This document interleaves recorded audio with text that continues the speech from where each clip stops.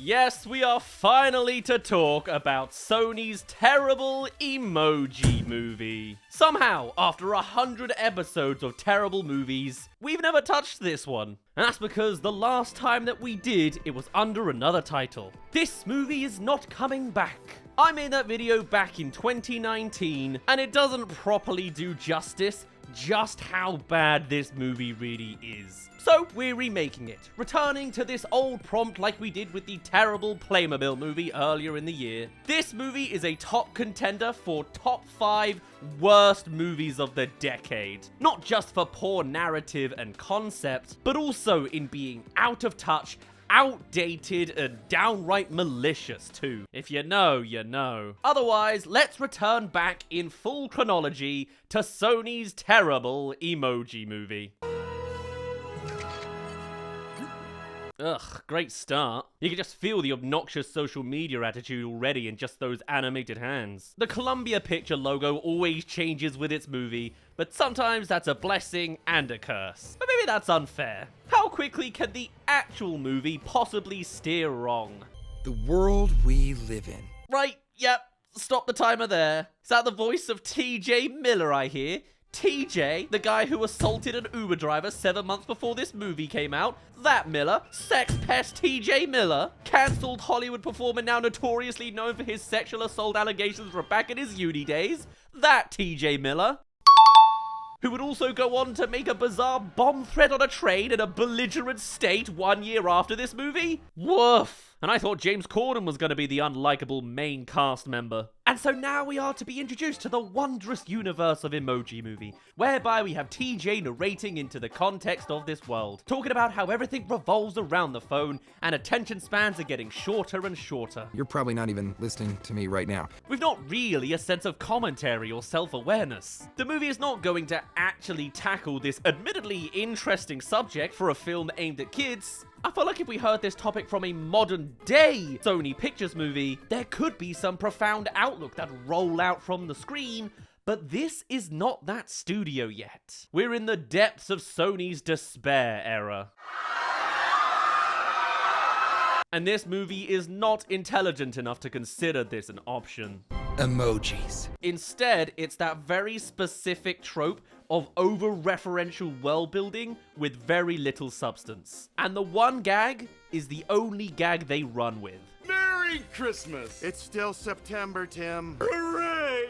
I'm a millionaire! Every emoji has to permanently be their one-dimensional character, even if it doesn't make sense. Great for the same impactful joke, and even better for missed opportunities. The princesses. I am so pretty. I wonder if they'll tackle the societal expectations of women having to be perfectly pretty. Whilst at the same time, even this one-track idea doesn't last very long, as they can't extrapolate it to all the emojis in their cast. Devil, poop, thumbs up. They just show up. How is everybody perfectly on this street corner anyway? But finally, we loop back to our main guy, who you can assume has the same issue as 50% of the rest of the world, albeit with an even more outdated task. I'm a meh. You know, like, meh, who cares? Meh. Now that's a word I haven't heard since 2017? Did this movie kill the meh? Nowadays it'd be what? Mid? Can't emoji that one. Wilted flower, wilted flower. So anyway, now that we've seen some of this surface level concept, it's time to explore through all the surface levelry. Meh here goes on a walk over to the big phone gig, and there is so little to really mention. This is simply an extended sequence of more of those flat, easy, unremarkable jokes that can only get a nose exhale out of you, or cahool your grandma with a cackle at best. It's just one joke for a selection of emojis. Is it slightly nice that emoticons appear as the elderly?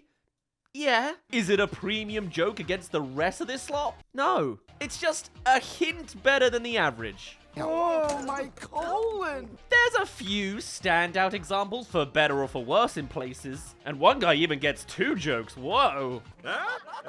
Oh, he was. I remember. But really, this feels like a script someone could put together with 15 minutes of brainstorming and 5 minutes of actually formatting it together. Meh will then go on to be confronted by his meh parents, who says he doesn't have it, This allows him to go to his job today and then says he does have it and lets him stroll along. Like, what was the point of the scene then? Nothing changed, other than establishing that he struggles to be a meh some more. I couldn't tell from the mirror, the babies, the laughter, or the outright telling us with, Then I would finally fit in, you know? I get it! I'm so sick of this one beat! And it's only been 7 minutes! I feel like they've beaten me around the head with the idea. The only other thing this scene serves is giving Patrick Stewart a paycheck. We're number 2. What a bargain! But no, now we finally reach the phone's emoji outlet. And this is both nonsensical and so basic. First things first, we meet the boss. Hi, I'm Smiler. I was the original emoji. Where is your nose then? The smiler wasn't the original emoji. And if it was, then why the hell isn't she elderly like the emoticons from outside? Is it out of usage? Is there depreciation on inactivity? Either way, that alone is just pulled out of the movie's Peach emoji. But then we get to the actual mechanics. Your cube will light up. See, this phone app literally has a giant cubely hand that physically points to an emoji's cube, scans it, and sends it away. But it is slow, it is monotonous, and it's not timed? Well, like, it is. Every emoji seems to approach it like it's a shift in the day, but surely an emoji could be pressed at any minute. So surely there's no time for characters to just leave their cube. The scan doesn't remember you like a photo. You have to be there in the moment. I'd get it if there were clones of every emoji and you have to do your shift to clock in, but no, there is one of everybody. Just siblings and children. Like what, does time slow down when pressing an emoji since it's a pretty slow process? And does it stop outright when they're out of the cube? They are electronic, so a slow-mo real world could make sense.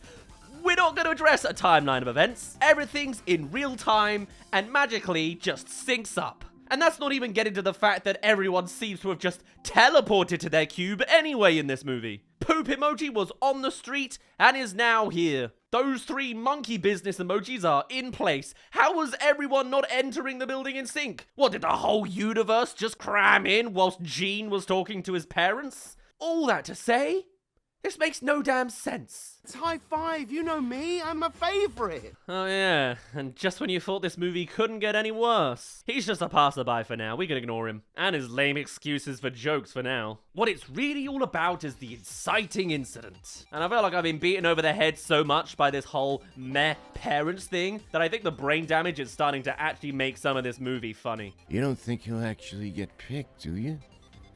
So anyway, in the real world, our kid is learning about hieroglyphics. Honestly, not a bad direction when talking about emojis. But this movie will not explore any further than this. I gotta reply to Addie's text. What should I write? Instead, he's texting in class, and very loudly, as he goes to pick out a single emoji text to do it. Oh, brother. Okay, looks like it's gonna be meh.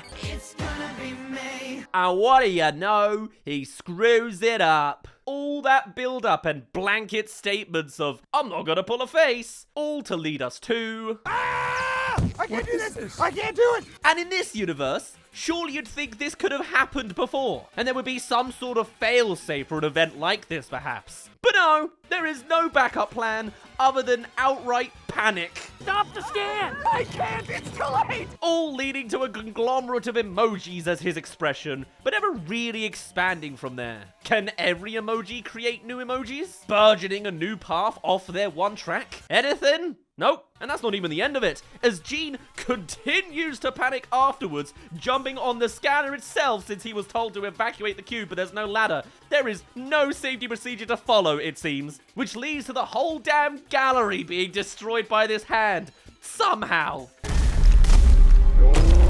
The worst case scenario that nobody could have seen coming. Like you are?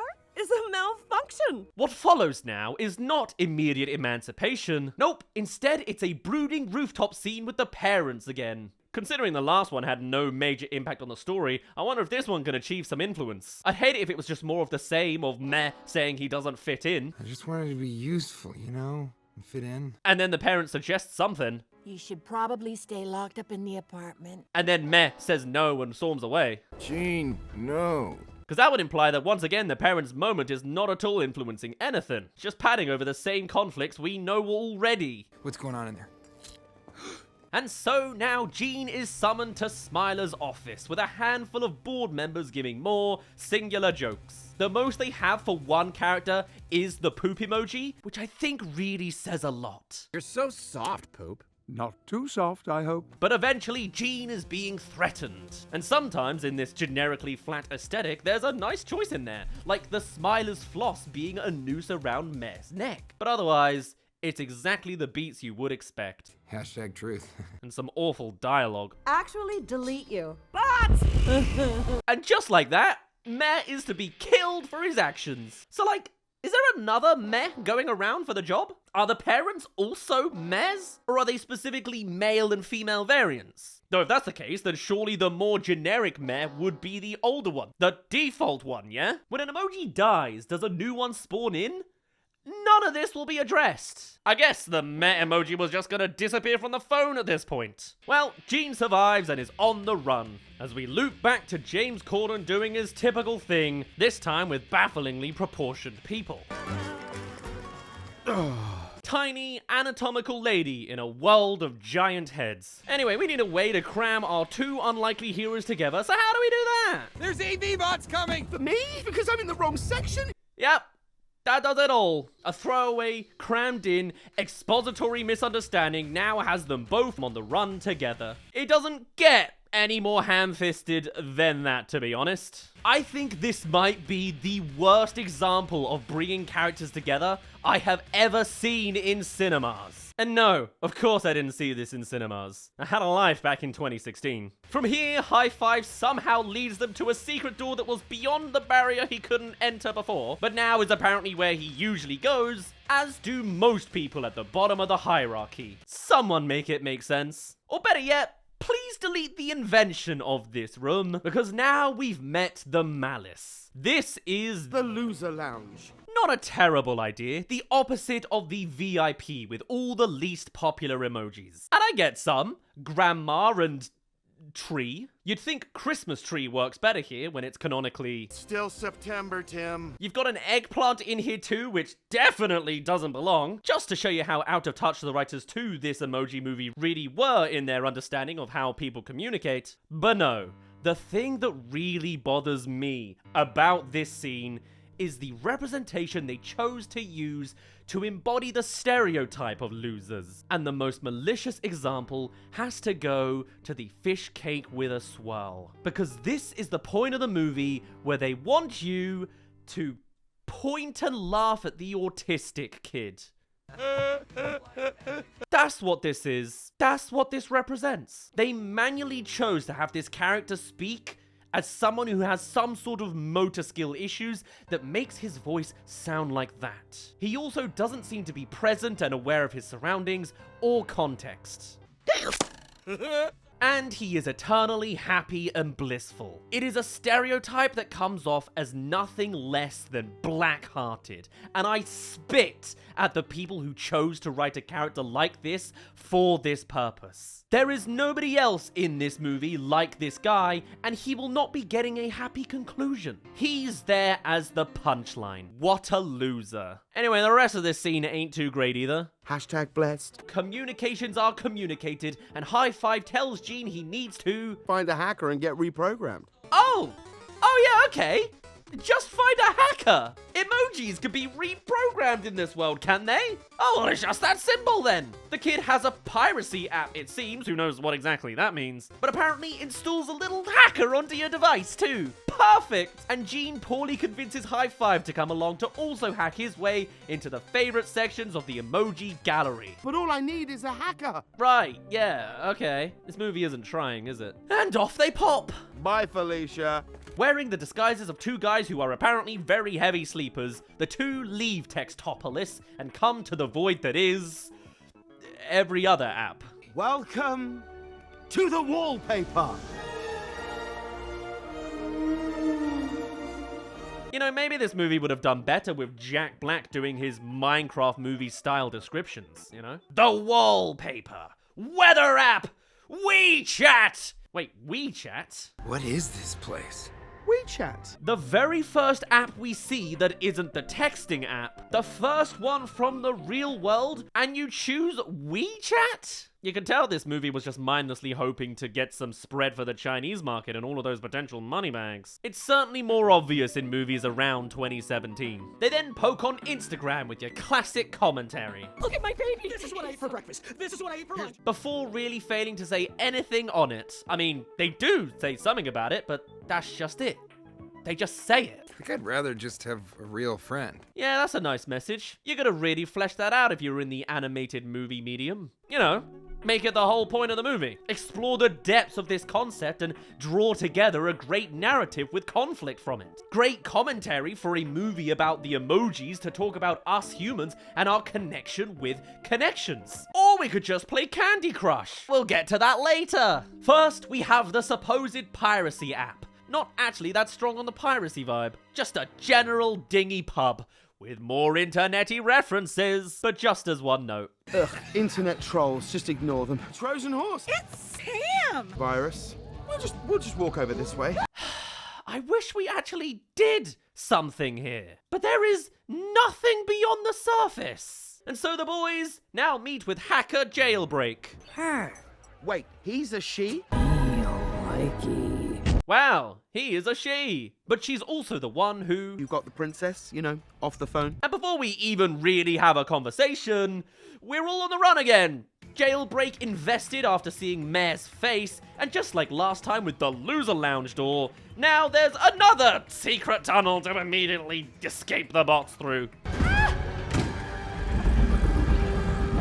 Did you not literally see them enter the tunnel? And now you're lost. This movie has no neurons. Where am I? Candy Crush. What? Why did it respond? Who was the sign for? Does this app know it's in a movie? Why would it possibly do that? This is the Candy Crush segment of the movie, always aiming for the lowest common denominator. And even if Candy Crush was at its peak in 2017, I'm pretty sure it was predominantly for the middle-aged. Why does a teenage boy have it on his phone? Who is this movie for? Demonstrably, it seems to be aiming to entertain basic parents more than the kids it's targeting. And it rolls out just as you would expect. He's in the game. They need to be careful. Yeah. Careful. Woohoo! And James Corden, in his annoyingly obnoxious lack of intelligence, almost kills his friend for no real reason, just on impulse. Meanwhile, the scriptwriters got frisky when referring to a teenage girl. You are... Tasty. What? Delicious. Excuse me? Sweet. And low-key sexual implications of a minor later, and we're back to Candy Crush! Yay! Jingle keys. Jailbreak, hello? Well, it's a trope. But the trope is a good joke. They decide actually matching Gene up is the answer, and by chance it puts him in the special vase over there. I never played Candy Crush. Was I supposed to know that in advance? This movie, man. Here's the board of emojis panicking with all their concepts again, because their kid is getting technical support. Technical support for tomorrow. Erase the phone. This is the short version of this scene. You don't want to see how long they drag this out. Finally, we're back to the adventure. Expositioning about how they're gonna upload Gene to the cloud and go through the firewall. I know a shortcut to Just Dance. Oh, that sounds like a bunch of fun. But yes, apparently they need to go through apps to reach other ones, even though we clearly established the wallpaper.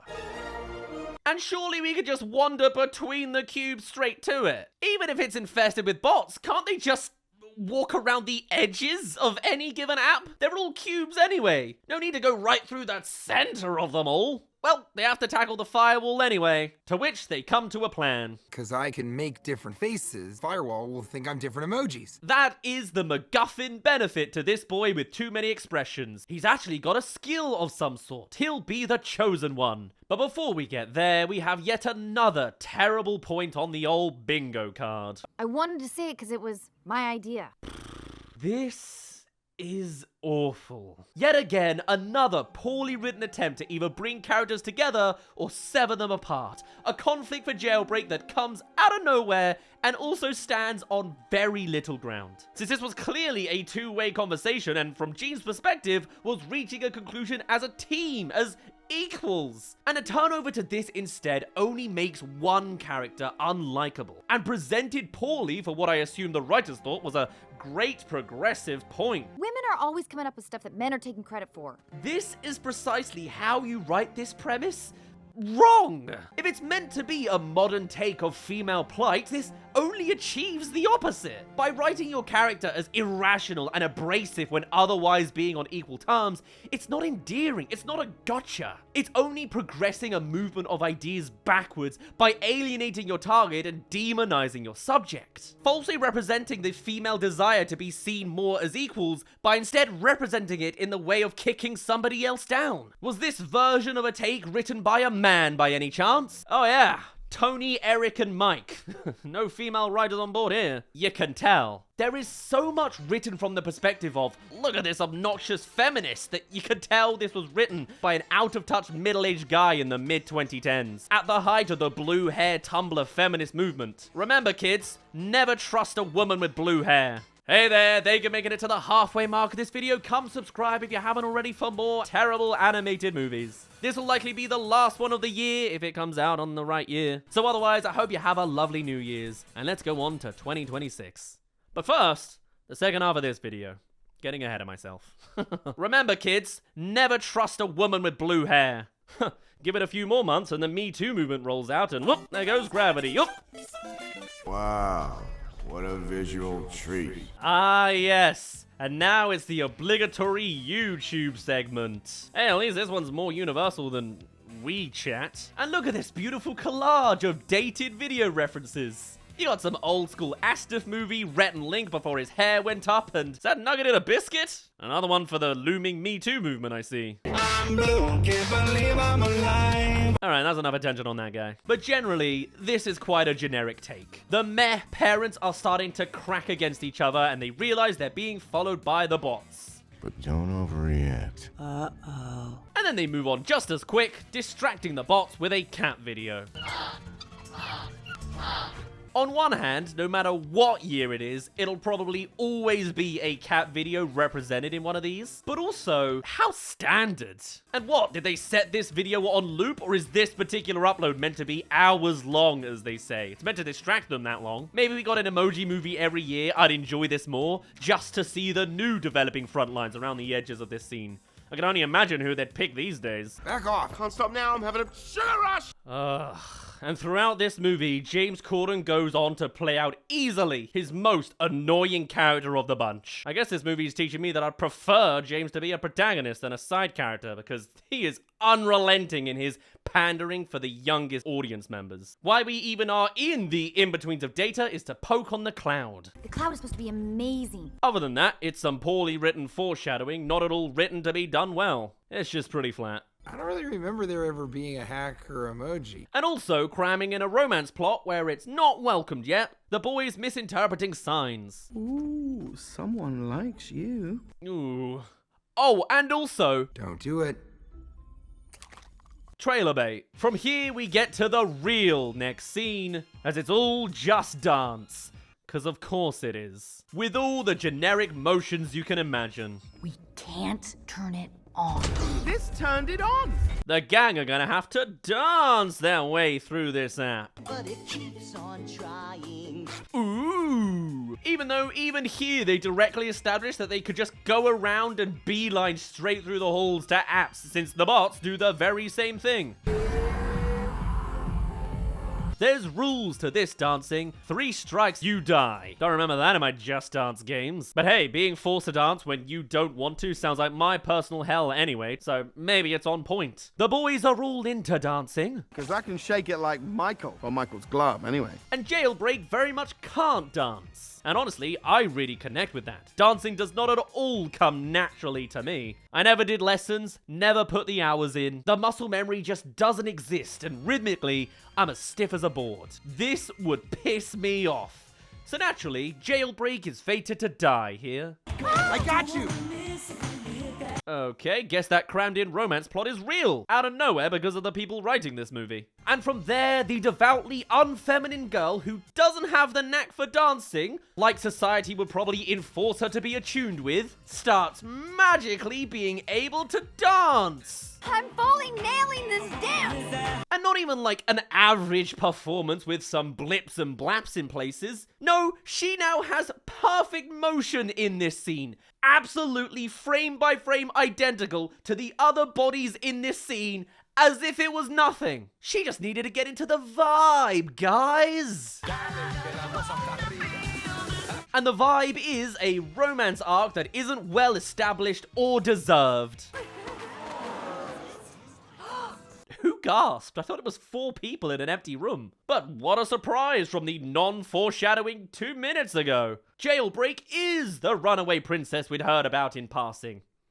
And that's enough of that. The bots are here. Downloading funk protocol. Oh, also, this is the second music sequence in this scene, and both are just generic pop culture hits. No original songs for this movie, just bottom of the barrel, play something popular to paste over the whole thing to give a hint of entertainment off the backs of talented people that are not us. Classic. The kid Alex then deletes the app mid-class out of embarrassment so we can have the stakes of everything falling into the void. It's funny, this feels so very Wreck-It Ralph, and then Wreck-It Ralph 2 decided to steal this movie's homework. How ironic. Anyway, yeah, they're all in the recycle bin now, so we're detouring there. This movie's just 86 minutes. We need all the padding we can get. What good is it to be #1 if there aren't any other numbers? This is meant to be the profound line that strikes at all of Jailbreak's ethos. This was a line the writers thought was absolute gold. Woof. From here, we now have 5 quick-fire scenes. First, we need to establish high five is in the bin, as if we didn't already know. Quiet, you sassy gypsy. That is not a good term in the UK. I'm sure it's just unfortunate Americanisms, but with how the rest of this movie is written, I wouldn't be surprised if the writers chucked that in for the shock anyway. Next, we have to witness Spotify. With yet again another pop culture montage to smooth us over. 3 in a row in rapid succession. And that's not even including the references at the start. Whoa, this is Spotify? Yep. A tiny poke on Alex being embarrassed again. Ugh, remember that song? All these choices just dating the movie even more. Also, if your phone was auto-playing, surely you'd just shut the entire thing off by now. What does that even do in this world? Kill them? Pause them? Make everything go black so they go and hibernate? Such an integral feature to the phone. And not touched, as we return to the Spotify stream with the perfect irony that I think wraps up this movie. See, Jailbreak here has a really interesting comment about how in the very first selection of emojis, A woman can either be a princess or a bride. that is a really deep, real-world cut. Or at least it could be. Emoji stumbled so Barbie could actually function, yada yada. But just to highlight the stumbling even more here, in the very same scene that Jailbreak is lamenting the societal roles placed upon women in our current society, she will proceed to fall in love with the first male character she meets, hitting the quota of generic, default romance she must fulfill as a woman in a story with a man in it.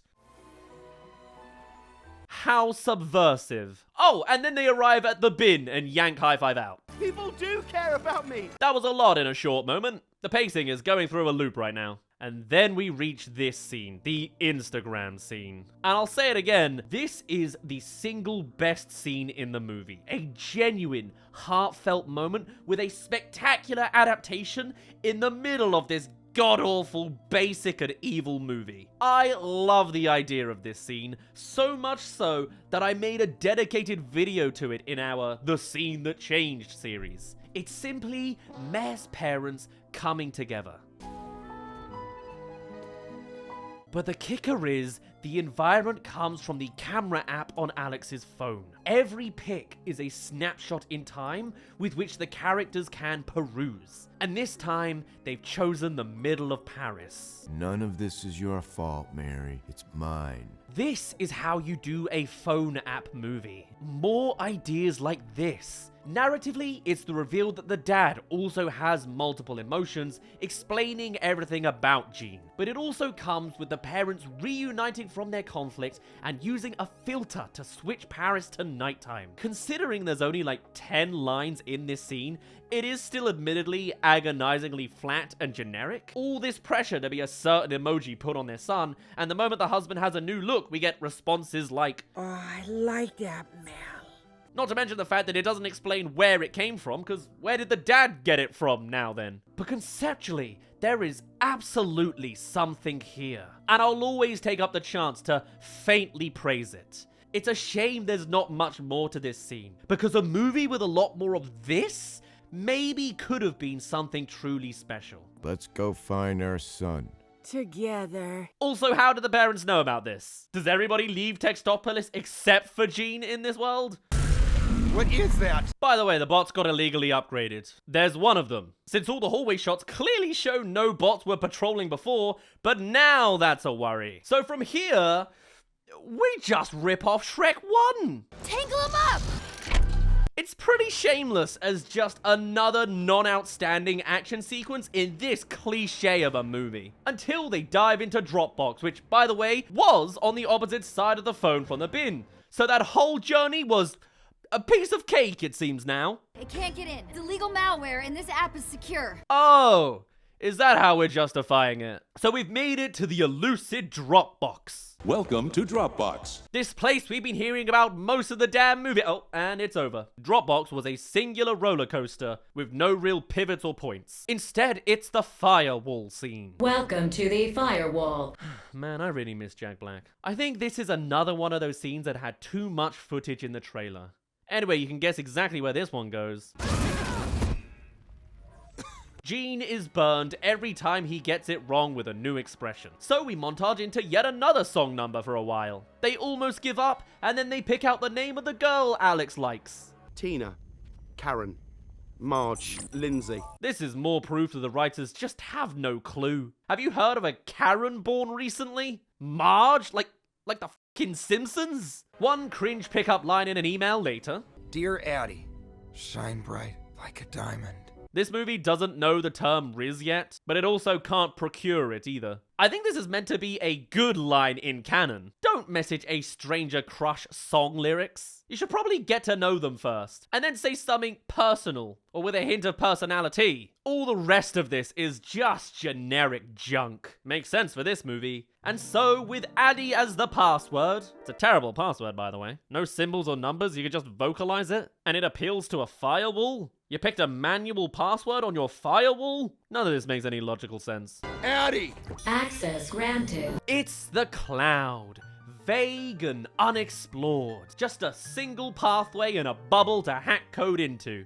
But narratively, we've reached that turning point, as the goals the characters had in mind are no longer their same goals. I guess we should make you a meh before that bot comes back. Nice. Good character work. Though it comes along with the peak of the romance arc as well, which actually goes in a direction I appreciate. After Jean gives an admittedly cringe performance of expressing his love over-expressively, Jailbreak does not make it mutual. Not just some princess waiting for my prince. This is a great, profound turn to make. And it comes with some layers. Jailbreak is her own person, and had their own plans in mind before Jean. Relationships are of course a collaboration, a compromise in the middle. And to just blindly push this girl into a normative relationship because she is a girl would be an injustice to the archetype she is meant to be representative of. It makes total sense. It deepens her character,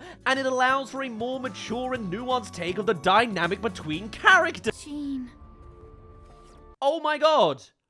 Oh my god! You might be one to think that the source code hack rejig has kicked in at the last moment with Jean in order to make him the meh at the worst possible time for a late game communication error. But no! Listen to this! Turns out I didn't need it. This piece of shit is still himself, and this himself version of him is so distraught that he was rejected by the first girl that he saw that he is not willing to listen and understand The genuine depths of the character she is bringing to the table with her own ambitions and aspirations. He's gone numb now because his feelings were hurt by the girl who had so much more to her and has been around with plans since before he woke up this morning. And this is our protagonist. We are meant to sympathize with him. Poor boy. The girl was being so mean to him. Why couldn't she just marry the love of her life? The boy. How could she? What a bitch. Meh is all I feel. We're in the final act now. I'm a little early. No problem. That's that scene done. I'm not kidding. It is 2 lines long. Now we have to drag Jailbreak back down from her dreams. Will the writing make it so she comes to that conclusion herself? Actually, no. Jailbreak! Don't do that! The stakes of the day are a normal enough jumping off point. And what's the best way to get there in a flash? Oh man, that alone really does date this movie. Once again, this movie is such a time capsule. But with that apparently always being an option, the mascot of Twitter on Beck and Cool, they immediately fly over every single app. Don't know why they chose never to use it until this very point. Out of pride? Shame? Lives are at stake at certain points of this movie. And back in Textopolis, Gene is to be deleted, to which his parents come to the rescue. Oh, I did not see that one coming. Never mind. Once again showing that these two have no physical impact on the narrative and actions whatsoever. They are simply fluff for emotions. Ironic coming from the two true mavs. No. And our second Deus Ex Machina is the upgraded bot. Only for... Oh, my dude! the hand to do it because there is a shut-off button on the back. Of course there's a shut-off button on the back. Immediate thread over. Now Jailbreak can go and achieve her long-standing dream. Being number 1 doesn't matter if... There's no other numbers. Yeah, we get it. So, just like that, Jailbreak never aims for the cloud again. She gives up on her own personal plans in favor of staying with Gene, in the town she ran away from due to the societal norms of femininity and not quite fitting in. Oh, but we're not done yet. The real final villain is the destruction of the phone entirely. Right, and how are they going to squirm their way out of this one? Are you sure you want to delete everything? Do it. Well, it's done now. Of course, Textopolis being the last possible bastion of still existing. If it wasn't for one thing... Dude, Addie's here. You should go over. Of course! Somehow, this is gonna be the outlet for ham-fisting in actions the emojis can do in order to save their world. With this kid being in the real world, will he decide to physically approach his crush in the real world? Of course not! He's gonna look into his actively deleting phone for an emoji that's gonna appear unprovoked in order to get him into a conversation, to which is gonna make him find the phone in its automatic state endearing. What? That's one super cool emoji. That genuinely is how the ending of this movie's climax rolls out. Although I'm doing it a disservice. I mean, there's so many bangers I gotta point out first. From the generic Candy Crush. Game over. To James Corden's hilarious unavoidable death. I don't want to wave goodbye. I tell you, I cackled on my rewatch. Was something making him wave? I don't feel so good. And the echo on his voice is just...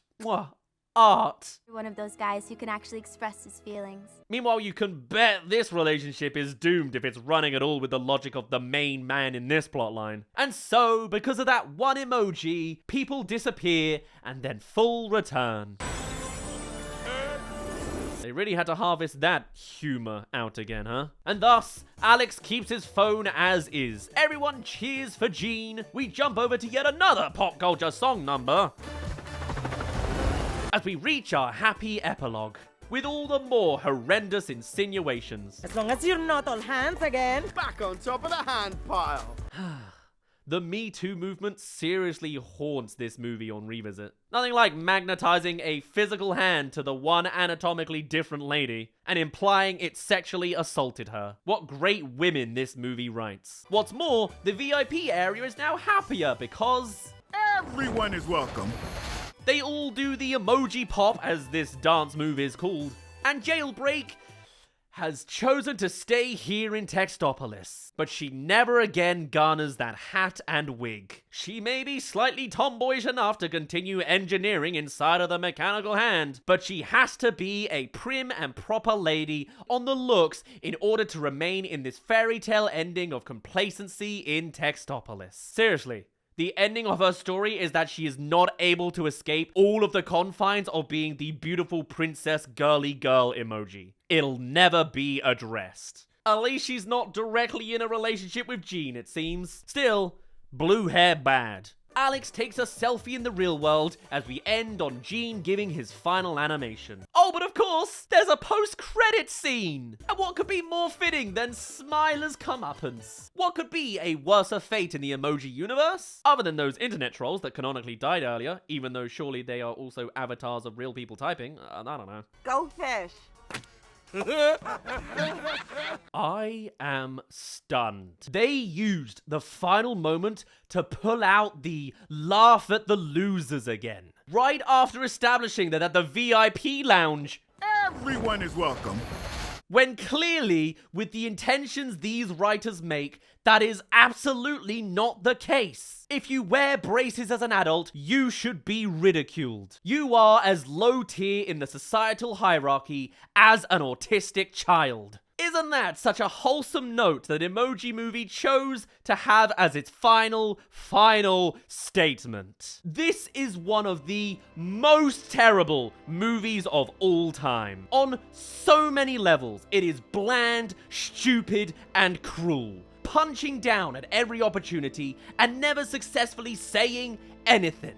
Reportedly, the production for this movie was rushed, so nothing was ever tested to see what works. But I think this movie killed the meh and rebirthed Sony Pictures Animation as a whole.